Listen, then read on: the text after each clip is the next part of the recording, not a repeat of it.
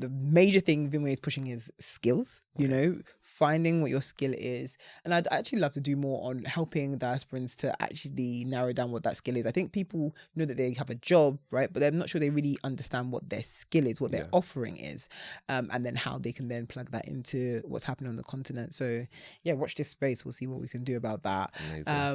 So yeah, definitely narrowing down your skill and bringing it to the continent would be one way. Another way is through travel. This next generation is really big on travel, where as diasporans as well, where we travel a lot. Where's that money being spent? The travel industry is worth $2 trillion, right?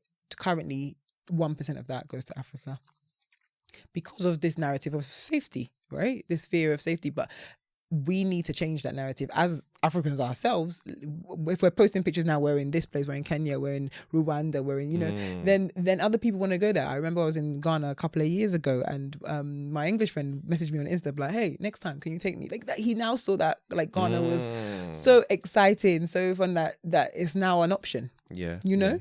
And so tourism is huge. We need to change that. And by the way, 35 countries in Africa are more safe under the Global Peace Index, right, than the USA.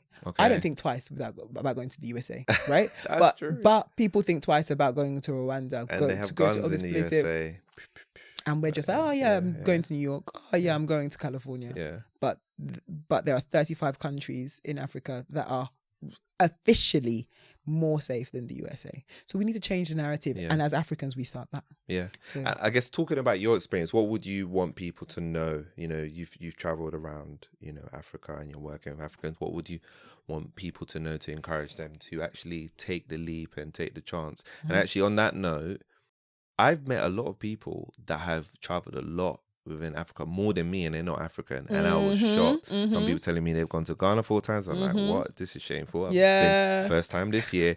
I've been to Kenya. I've been to South Africa. It's like, what am I doing? I need to do more. I'm African. They're not, and they've been more than me. Literally. I think it's and I think I love that. It's really exciting. I think my mom the other day told me that her work colleague is going to Rwanda and things like that. I'm like, wow, what's going on? Like, I'm happy. Like, that's what I want to hear, because that's how we're changing the narrative, and that clearly, the word is getting out that, you know, Africa's open for business. You know, there's so much to see, there's so much culture, there's so much to do.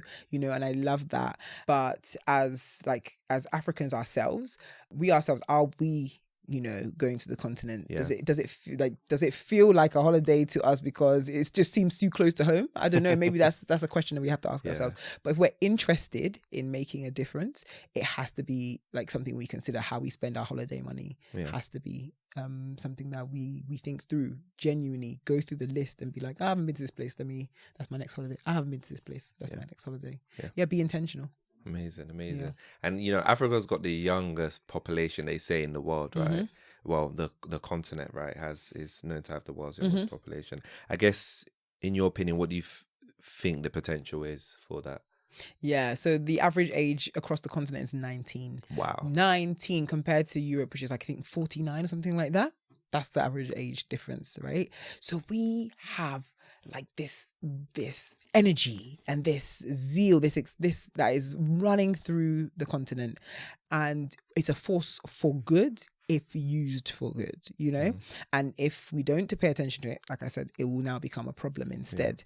So our potential is that we have young people that are mobile enough, upwardly mobile, strong enough to be able to build the continent. And that's what I'm saying. Like, physically, mentally, we actually have, through our population potential, we have those people that can literally be put to work, you know, compared to other parts of the world where, you know, actually they have a major problem on the horizon, where they are now begging young people, listen, if you can come and move here, you can help us, or else we'll go extinct, you know, right? Whereas we don't have that issue. That's not an issue.